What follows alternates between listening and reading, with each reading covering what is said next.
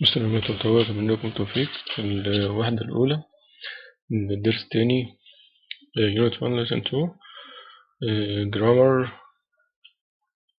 زمن المضارع البسيط The Present Simple Tense زمن المضارع البسيط The Present Simple Tense. يبقى المضارع البسيط أول حاجة التكوين. بيتكون المضارع البسيط من الانفينيتيف الفعل في المصدر أو انفينيتيف المضاف إليه اس أو اي اس أو اي اس. يبقى المضارع البسيط بيتكون من الانفينيتيف أو الانفينيتيف زائد اس أو اي اس أو اي اس. يبقى ده تكوين زمن المضارع البسيط. يبقى المضارع البسيط بيتكون من الفعل في المصدر اللي هو الفعل من غير إضافات زي كلمة drink يشرب أو watch يشاهد study يذاكر. بنستخدم الانفينيتيف الفعل في المصدر مع لما يكون الفاعل I أو you أو we أو they أو اسم الجمع. يبقى I you we they أو اسم الجمع دي بيجي معاهم الانفينيتيف الفعل في المصدر. إذا كان الفعل he أو she أو it أو اسم مفرد اسم مفرد زي مثلا علي أو منى يبقى علي بتساوي هي أو منى بتساوي she. أو my brother أو my brother برضو اسم مفرد my sister اسم my friend صديقي اسم مفرد. إنما لو قلنا my friends يبقى ده اسم جمع يعني أصدقاء. يبقى my friend صديقي my friends أصدقاء. يبقى مع he و she و it إذا كان فعل he أو she أو it أو اسم مفرد أي اسم مفرد يبقى نستخدم الفعل بنزود له لازم نضيف الفعل s أو نحط الفعل IES أو يكون في آخره ES يبقى S أو ES أو IES. يبقى drink مع he و she و it أو اسم مفرد يبقى drinks هنزود لها drink هنزود لها S. watch هتبقى watches هنزود لها ES. study تبقى studies هنشيل الواي ونحط IES. يبقى المضارع البسيط التكوين بتاعه بيتكون من infinitive اللي هو الفعل في المصدر أو الفعل زائد S أو ES أو IES حسب الفعل. لكن الفعل I أو you أو we أو they أو اسم الجمع نستخدم الفعل في المصدر من غير إضافات. إنما لو كان الفعل he أو she أو it أو الاسم مفرد بنضيف للفعل S أو ES أو بيكون في آخره بنشيل Y ونحط IES. مثال I drank يبقى I الفعل I هتبقى نحط الفعل في المصدر I drink tea in the morning I drank. إنما لو كانت الفعل she تبقى she drinks هنزود للفعل s. she drinks tea in the morning يبقى مع she نزود للفعل s. يبقى مع he و she و it لو قلنا my father تبقى my father drinks my brother drinks. لو قلنا my friends تبقى my friends تبقى drink my friends جمع. يبقى she هتبقى drinks يبقى she drinks tea in the morning. يبقى معظم الأفعال إذا كان الفعل he أو she أو it أو اسم مفرد بنحط الفعل s. زي drink هتبقى drinks. لو قلنا مثلا eat هتبقى eats. like تبقى likes هنزود لها s يبقى like آخرها e هنزود لها s. أو want هتبقى wants هنزود لها s. معظم الأفعال بنزود لها s إذا كان الفعل إيه مفرد. نضيف للفعل es. امتى بنضيف للفعل es؟ في حالات خاصة إذا كان الفعل بينتهي بالنهايات زي ss أو ch أو sh أو o أو x. يبقى إذا كان الفعل مفرد إذا كان الفعل مفرد اللي هو he أو she أو it أو الاسم مفرد والفعل بينتهي بالنهاية دي. يبقى إذا كان الفعل بينتهي بالنهايات ch أو ss أو ch أو sh أو o أو x بنضيف للفعل es. زي cross آخرها ss cross يعني عبر مع he أو she أو it هنزود لها es تبقى crosses. watch آخرها ch هتبقى يشاهد هتبقى هنزود لها es هتبقى watches. wash آخرها sh يبقى نزود لها مع المفرد هنزود لها es هتبقى wash هتبقى washes washes WASH هنزود لها ES wash تبقى washes. go آخرها O هتبقى goes go نزود لها ES آخرها O نزود لها ES mix دي انت نضيف للفعل ES إذا كان الفاعل مفرد لازم يكون الفاعل مفرد، إنما مع الفعل مع I و you و you زي بنخلي الفعل في المصدر زي ما هو تبقى I cross you watch. إنما he و she و it والاسم مفرد هتبقى my sister هتبقى my sister watches. يبقى إذا كان الفعل بينتهي ب SS أو CH أو SH أو O أو X مع الفعل المفرد بنضيف للفعل ES.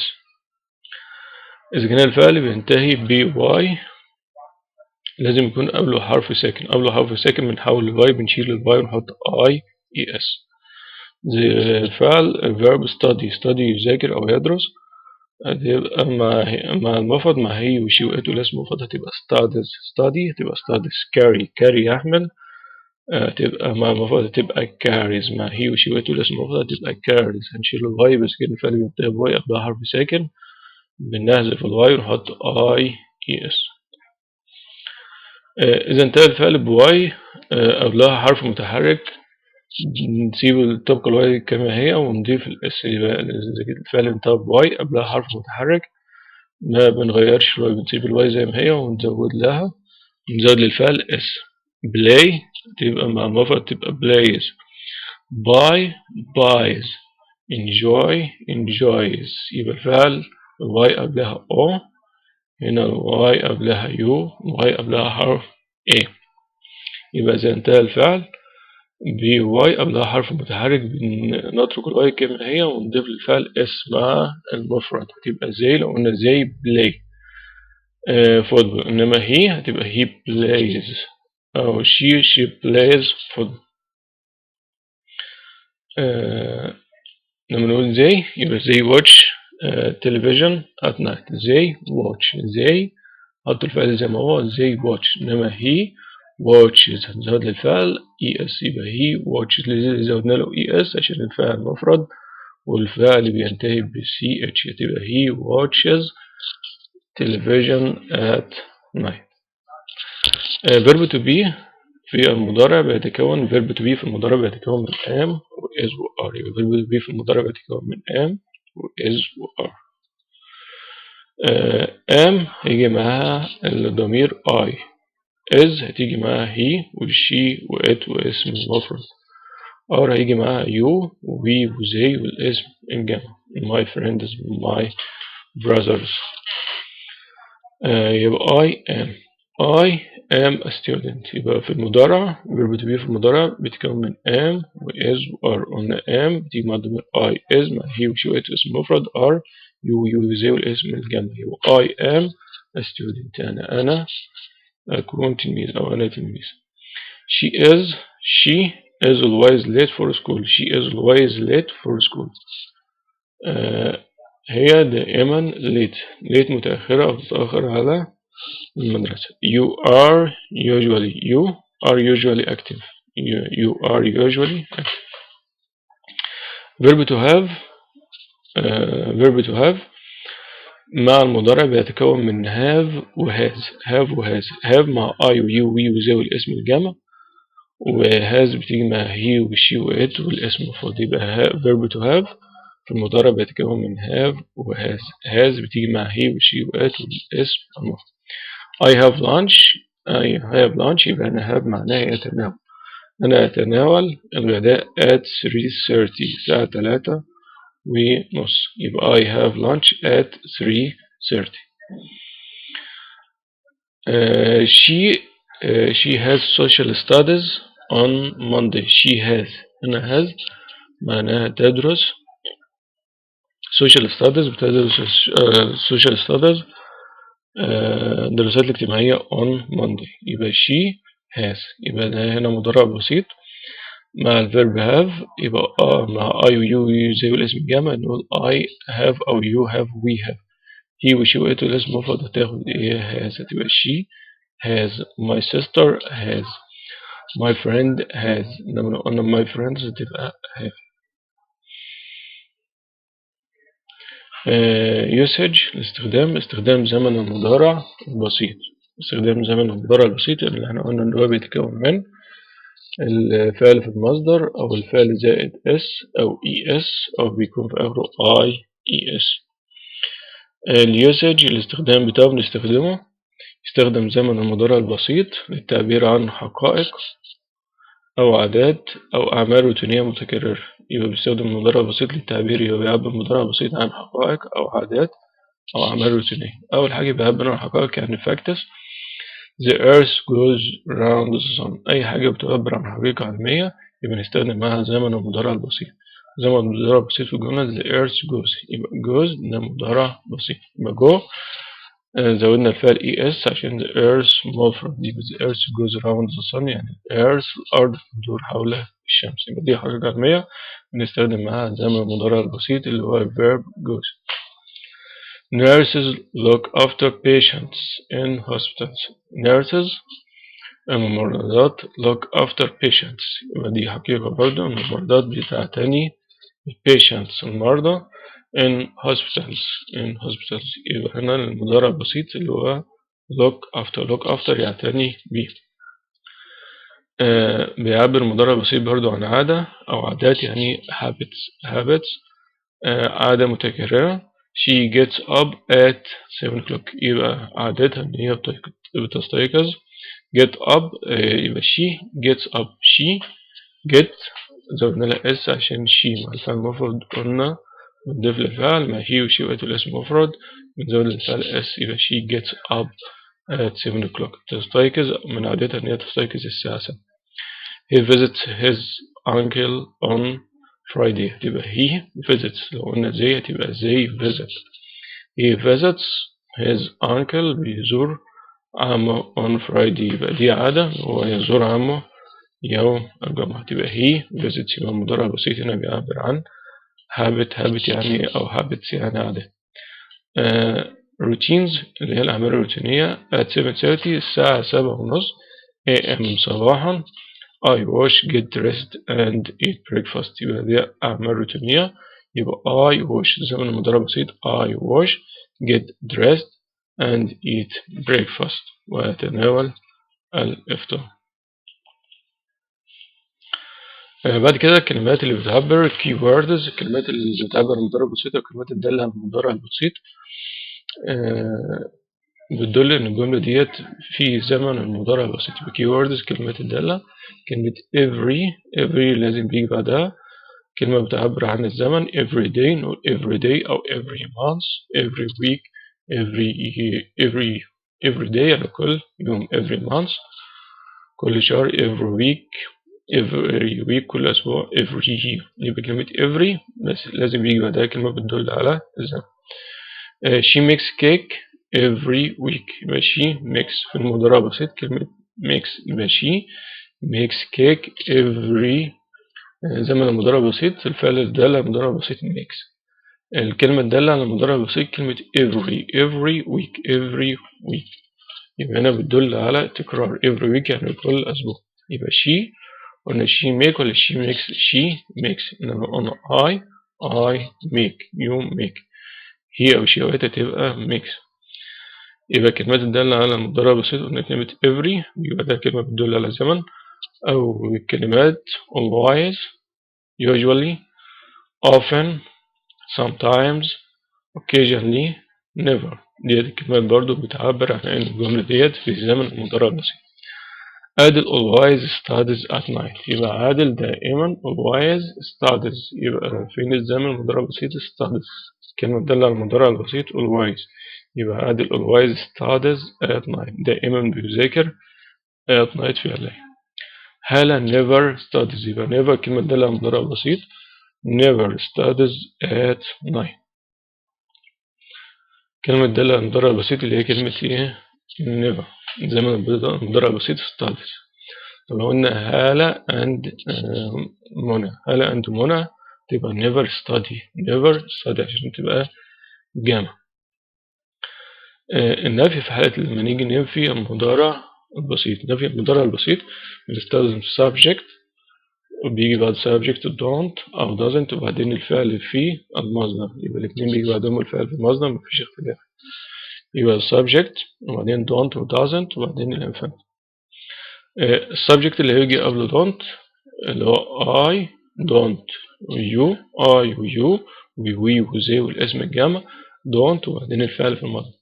doesn't السبجكت الفعل اللي هيجي قبل doesn't هتبقى he و she و it والاسم المفرد وبعدين doesn't وبعدين نحط الفعل في المصدر. يبقى مع don't و doesn't بنحط الفعل في المصدر. I don't have I don't have computer studies on Tuesday. I don't have يعني أنا لا أدرس أو أنا لا أتلقى computer studies حاسب الآلي on Tuesday في يوم الثلاثاء. يبقى I don't have يبقى هنا الجملة ما ينفعش. I don't have. لو قلنا سامي مفرد تبقى سامي doesn't have. سامي لا يدرس أو لا يتلقى computer studies on Tuesday. يبقى سامي doesn't have. عند استخدام never بنستخدمها بتعبر عن النفي لا يتغير الفعل. يبقى never لما نستخدمها بتعبر عن النفي لا يتغير الفعل. هنا مع doesn't بنرجع الفعل إلى الفعل في الماضي، إنما مع never بنسيب الفعل زي ما هو، ما بنرجعش ما بنشيلش منه الاس أو اي اس أو اي اس ما نرجعوش للمصدر. يبقى سامي never has. سامي never has أصل الفعل have. لو قلنا doesn't لو تبقى doesn't يبقى سامي doesn't have. إنما سامي never has computer studies on Tuesday. يبقى الجملة ديت منفية ب never. إنما لو استخدمنا doesn't هتبقى سامي doesn't have. إنما never هنخلي الفعل زي ما هو never has. لو قلنا لا يذهب هتبقى سامي never goes to school on Fridays. إنما doesn't هتبقى سامي doesn't go. يبقى في النفي تاني subject the don't و doesn't subject مع don't I و you و they I و you و we و they والاسم الجمع. مع doesn't هتبقى الفعل he و she و it والاسم المفرد و doesn't الاتنين بيجي بعدهم الفعل في المصدر. لو استخدمنا never في النفي هنحط الفعل هنحط الفعل زي ما هو مش هنغير مع المفرد ما هي و she و it هنخلي الفعل زي ما هو. السؤال question لما نيجي نسأل بيه question السؤال بمعنى هل. لما نيجي نعمل سؤال في المضارع البسيط بمعنى هل هنبدأ الجملة do أو does. do هيجي بعدها الفعل I you we they واسم جمع زائد الفعل في المصدر. يبقى do I do you do we أو they واسم جمع وبعدين الفعل في المصدر. لما نعمل سؤال بيه هل يبقى do أو does وبعدين الفعل. does هيجي بعدها he و she و it واسم مفرد برضه الفعل في المصدر. يبقى does أو do يبقى do هيجي بعدها I و you we و they واسم جمع وبعدين الفعل في المصدر. does he و she و it واسم مفرد وبعدين الفعل في المصدر. do you go to school by bus. هل تذهب إلى المدرسة by bus بواسطة الأتوبيس. هتبقى الإجابة yes I do. هتبقى الإجابة yes I do أو no I don't. do you يبقى مع you هنستخدم إيه do you go. هل تذهب إلى المدرسة by bus. طب مع he هتبقى does he وبعدين برضو الفعل في المصدر. does he go to school by bus. يبقى does وبعدين الفعل وبعدين الفعل في المصدر. does he go to school by bus. لو كانت الإجابة yes هتبقى yes he does no he does. عندما يكون السؤال بكلمة استفهام. لما يجي نسأل بكلمة استفهام كلمات الاستفهام معروفة when و where و what أي كلمة من كلمات الاستفهام. ولما يجي نسأل بكلمات الاستفهام بتبقى when وبعدين زي ترتيب السؤال في yes or no do أو does وبعدين subject وبعدين الفعل في المصدر. do يجي بعدها الفعل subject هتبقى do هيجي بعدها you we و they والاسم الجمع I و you they والاسم الجمع. does هتيجي بعدها he و she و it والاسم المفرد. يبقى how many lessons كم عدد الدروس does he have. يبقى does مع he نستخدم does وبعدين نفعل في مصدر have. how many lessons does he have. في الإجابة نقول he has، نقولش he have. يبقى he has 8 lessons a day. 8 lessons يبقى كم عدد الدروس التي يتلقاها. يبقى how many lessons وبعدين does وبعدين الفعل he الفعل في مصدر have، فتبقى he has 8 lessons a day. what do nurses do. what do فعل مساعد do، وهنا do معناها يعمل. what do nurses do ماذا تعمل الممرضات. يبقى what do وبعدين nurses الفعل، يبقى nurses ده جمع. nurses لو قلنا nurse دي ممرضة تبقى what does. يبقى what does a nurse. إنما what do nurses جمع. what do nurses do هنا فعل معناه يفعل. تبقى nurses يبقى تبقى الإجابة نقول nurses أو they take care of sick people. they take care of sick people. لو كانت الإجابة مفرد she تبقى she takes care of sick people. ظروف التكرار adverbs of frequency. ظروف التكرار دائما والوايز 100% بتدل على تكرار الفعل 100%. عادة usually تكرار الفعل بيكون أقل، بيكون 80% غالبا often تكرار بيكون 70%. تكرار الفعل بيكون 70%. أحيانا sometimes 50% 50%. نادرا occasionally بيعبر عن تكرار الفعل اللي يكون نادرا أو قليل 10% 10%. أبدا never 0% 0% يعني أبدا never الفعل لا يحدث الفعل. يبقى دائما always يبقى دي ظروف التكرار بتعبر عن تكرار الفعل أو مدى تكرار الفعل. دائما always تكرار الفعل 100%. عادة usually غالبا often أحيانا sometimes نادرا occasionally أبدا never. نستخدم ظروف التكرار قبل الفعل الأساسي. يبقى ظروف التكرار always و usually و often و sometimes بنستخدمها occasionally و never بنستخدمها قبل الفعل الأساسي، ولكنها بتأتي بعد am و is و are. بتأتي بعد am و is و are. يبقى I always get up at 7 o'clock. يبقى هنا الفعل الأساسي get. يبقى I always get. يبقى هنا ظرف التكرار always دائما الفعل الأساسي get. يبقى I always get up at 7 o'clock. دائما أستيقظ الساعة 7. she usually talks. يبقى talk الفعل الأساسي talks يجي قبله ظرف التكرار usually. هي عادة talks to her friends before school starts. she usually talks عادة تحدث إلى أصدقائها before school starts. I don't often have lunch. I don't often الفعل الأساسي have breakfast. يبقى أنا لا أتناول أو أنا غالبا لا أتناول breakfast early on Fridays. يبقى I don't often have breakfast on Fridays. he occasionally معناه نادرا والفعل الأساسي goes. he occasionally goes to school on foot. يبقى نادرا ما يذهب إلى المدرسة on foot سيرا على الأقدام. يبقى الفعل الأساسي goes جاء له ظرف التكرار occasionally. he is always late. يبقى هنا جاء ظرف التكرار always جاء بعد am و is و are. قلنا بنستخدم ظرف التكرار بعد am و is و are.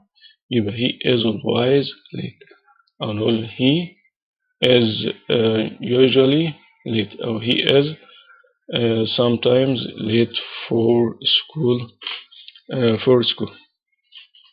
يبقى he is sometimes late for school. يبقى he is always late for school. كم عدد المرات لما نيجي نسأل عدد مرات أو عدد مرات تكرار الفعل أو لما نيجي نسأل عن ظروف التكرار بنستخدم how often. لما نيجي نسأل عن ظروف التكرار أو مرات تكرار الفعل بنستخدم how often. بنستخدم how often للسؤال عن ظروف التكرار. How often do you play tennis? How often do you play tennis؟ ما عدد المرات التي تلعب فيها play tennis تلعب فيها التنس. يبقى هنا هنجاوب باستخدام ظروف التكرار، هتبقى I usually أنا عادة play tennis. يبقى I usually play tennis. How often does he مع he يبقى how often does he do computer studies. How often does he do computer studies هتبقى he sometimes does computer studies. يبقى السؤال عن ظروف التكرار أو تكرار الفعل نستخدم how often وبنجاوب باستخدام ظروف التكرار معينة حسب تكرار الفعل. usually عادة، و he sometimes does computer studies. sometimes يعني أحيانا، يبقى تكرار الفعل بيكون sometimes يعني أحيانا. student book page 2. كتاب لي student page 2 lesson 2 درس تاني. underline the verbs in this sentence. underline the verbs هنحط خط تحت الverb الفعل. circle the adverbs ونضع دائرة of frequency. نضع دائرة adverbs of frequency ظروف التكرار. أول جملة هنحلها مع بعض. my father sometimes takes me to school but I usually go by bus. يبقى my father sometimes takes، يبقى takes ده الverb، يبقى underline هنحط تحته خط. takes me to school. sometimes ده الظرف. sometimes adverbs of frequency ظرف التكرار، يبقى نحط عليه دايرة. يبقى sometimes هحط عليه دايرة. takes ده الverb هنحط تحته خط. but I usually go by bus. يبقى فين هنا ظروف التكرار؟ ده ظرف التكرار usually نحط عليه دايرة، و go ده verb by bus يبقى go نحط تحته خط. بعد كده تحل. I always talk to my friends before school starts. يبقى ظرف التكرار نحط تحته، نحط عليه دايرة، والverb نحط تحتيه خط. we don't often have it. we never go to school on Fridays. نحل هتبقى فين ظرف التكرار؟ تحط عليه دايرة، والverb نحط تحتيه خط. what do you usually do on a school day. what do you usually do on a school day. number 6 how often do you do computer studies. how often do you do computer studies. شرح قاعدة في student book في كتاب المدرسة. the present simple زمن المضارع البسيط. we use present simple بنستخدم المضارع البسيط to talk about things that are always true. نتحدث عن الأشياء التي دائما always true دائما تكون صحيحة. habits نستخدمه للتعبير عن الhabits العادات and routines الأعمال الروتينية. he و she و it لما يكون الفعل he و she و it we add بنضيف للفعل s es أو ies to singular to regular verbs للأفعال العادية. to regular verbs للأفعال العادية بنضيف للفعل s أو es أو ies. we use don't. في النفي بنستخدم don't و doesn't to form negative. يبقى في النفي بنستخدم don't و doesn't. adverbs of frequency أفعال التكرار. we use adverbs of frequency بنستخدم أفعال ظروف التكرار. to say how often we do things لكي نقول عدد المرات التي نقوم بها بفعل الأشياء.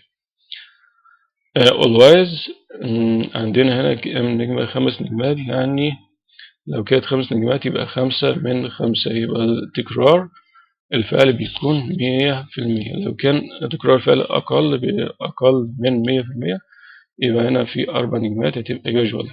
يبقى always دائما التكرار كامل، أقل شوية هتبقى 4 نجمات هتبقى usually يعني عادة. often غالبا 3 ثوابت أو 3 نجمات. sometimes أحيانا نجمتين. occasionally نادرا تاخد نجمة واحدة. never أبدا 0 يعني مفيش تكرار للفعل أو الفعل لا يحدث. complete the sentence with correct adverbs of frequency. تكمل الجمل ب correct adverbs بظرف التكرار الصحيح and the present simple of the verb in brackets والمضارع البسيط من الفعل ما بين الأقواس. هحل معاكم الجملة الأولانية وأنت تكمل بعد كده. we not play we not tennis. وبعدين هنا أربع نجوم يعني تبقى 4 نجوم usually. هتبقى we usually play ولا plays؟ هتبقى we usually play. هتبقى we usually play. طب هنا to كان بتعبر عن كم مرة؟ نجمتين، تبقى sometimes. you to the radio تبقى you. هناخد معاها lesson ولا يبقى lesson هنضيف لها s ولا نسيب الفعل زي ما هو الفعل في المصدر يبقى you. lesson هنسيب الفعل مش هنضيف له s أو es عشان مع I و زي ما بنضيفش الفعل s. هتبقى I ونجمتين هناخد ايه؟ تحل تشوف كده وتحل. my grandparents جمع، وهنا نجمة واحدة my grandparents space a computer. عندنا الفعل use my grandparents جمع مش مفرد. أمال بتساوي she. أمال not hard for her exams. يبقى أمال هنا 5 نجوم. يبقى 5 نجوم هتبقى تكرار الفعل 100%. يبقى نحط not study. يبقى نحط usually ولا always ولا often ولا sometimes. هنشوف 5 نجوم. وبعدين أمال مفرد هتبقى study ولا نغير الفعل؟ يبقى study آخر الفعل y قبلها حرف ساكن، والفعل أمال مفرد بتساوي شي. the bus بتساوي it near my house. يبقى the bus. يبقى عندنا هنا 0. يبقى الفعل لا يحدث أو لا يتكرر. يبقى 0 هنشوف بتساوي ايه في ظروف التكرار. وستوب يبقى ستوب عندنا الفعل مفرد. هنسيب ستوب زي ما هي ولا هنغيرها؟ the bus not stop.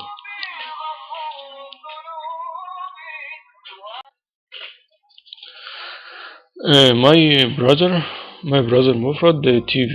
my brother تبقى مفرد بتساوي he. TV وعندنا 3 stars 3 نجوم. يبقى 3 نجوم بتساوي هي في ظروف التكرار اللي فوق. watch TV هتبقى watch my brother مفرد. هنسيب watch زي ما هي ونضيف لها ولا نغيرها؟ نزود لها s ولا es ولا es. نحل هنا. ask and answer questions with how often. يبقى نسأل سؤال ب how often ونجاوب عليه. you get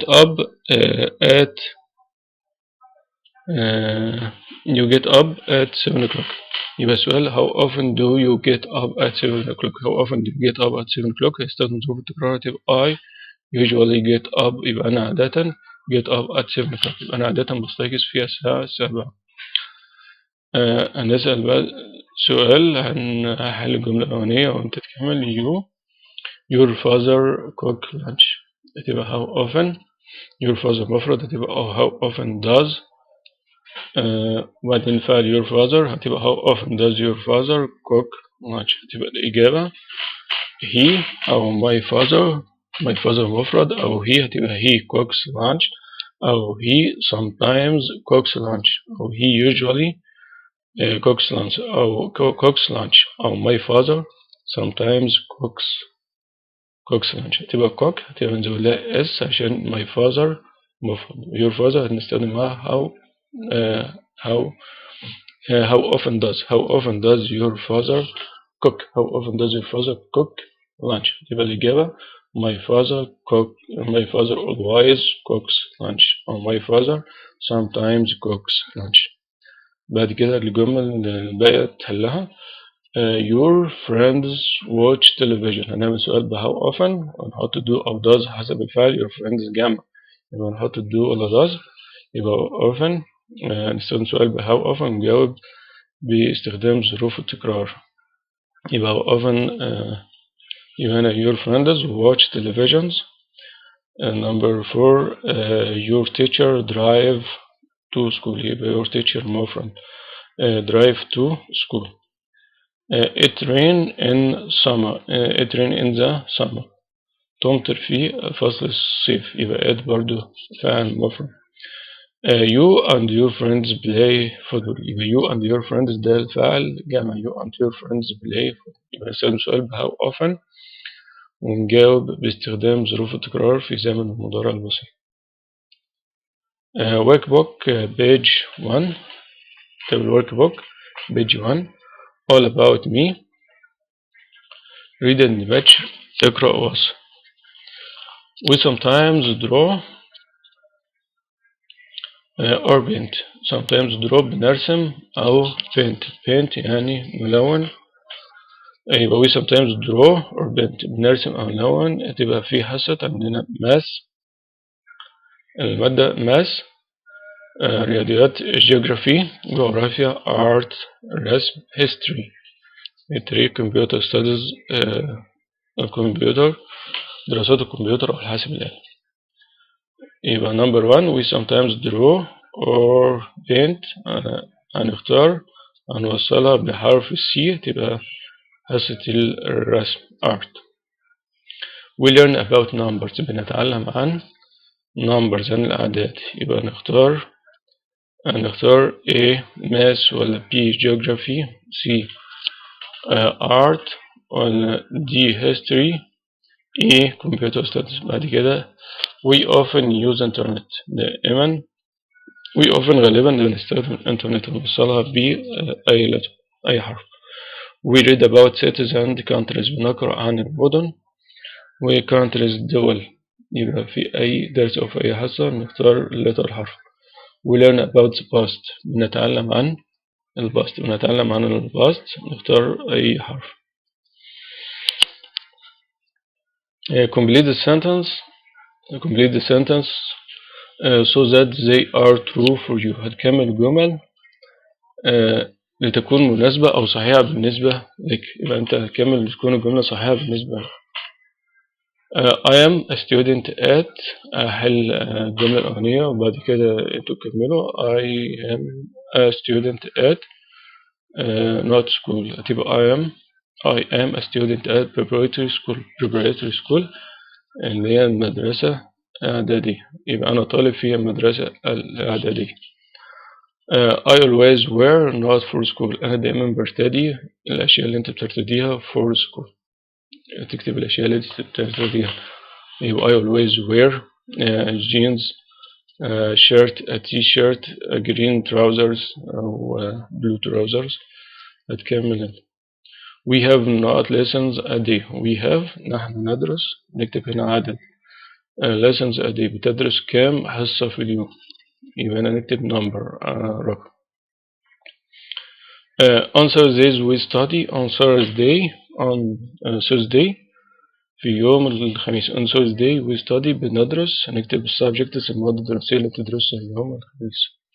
we study تكتب المواد الدراسية وفي الآخر يبقى نكتب Arabic English مثلا science وآخر مادة كل مادة نحط بعدها كوما فاصلة وآخر مادة نحط قبلها and computer studies or and science. آخر مادة نحط قبلها and. I usually get home at أنا عادة get home يعني بصل للمنزل. at هتكتب أي ساعة at 3:30 at 4 o'clock at 2:30 هتكتب هنا time أيوة. answer the questions with an adverb of frequency. هنجاوب السؤال باستخدام adverb of frequency الظرف من ظروف التكرار اللي هي always always دائما usually عادة often غالبا sometimes أحيانا occasionally نادرا never أبدا. وعرفنا أن كل فعل بيعبر على تكرار مدة معينة لتكرار الفعل. always يعني دائما بيعبر على تكرار الفعل بيكون 100% أو كل الوقت. usually عادة بيدل على أن تكرار الفعل معظم. often أقل من usually بيدل على تكرار الفعل كده. often يعني غالبا أقل من usually sometimes أحيانا. أول سؤال how often do you have English on Monday. كل واحد يحل الإجابة اللي تناسبه. أول سؤال حلو how often do you have English on Monday. هتبقى الإجابة I usually أو I always have English on Monday أو I occasionally have English on Monday. How often do you walk to school؟ هتجاوب الإجابة هتقول I، نحط ظرف التكرار وبعدين الفعل. هتبقى How often do you walk to school؟ عدد المرات اللي أنت بتمشي فيها إلى المدرسة. يبقى نستخدم هنجاوب في زمن المضارع البسيط مع استخدام ظرف من ظروف التكرار. How often do you play tennis؟ كم عدد المرات التي تلعب فيها التنس. How often do you do your homework in the evening؟ How often do you do your homework؟ العدد المرات التي تعمل فيها your homework الواجب المدرسي in the evening. How often do you help your mother in the house؟ كم عدد المرات التي تساعد فيها your mother والدتك in the house في المنزل. انتهى الدرس وأتمنى لكم التوفيق. مستر أيمن الطنطاوي.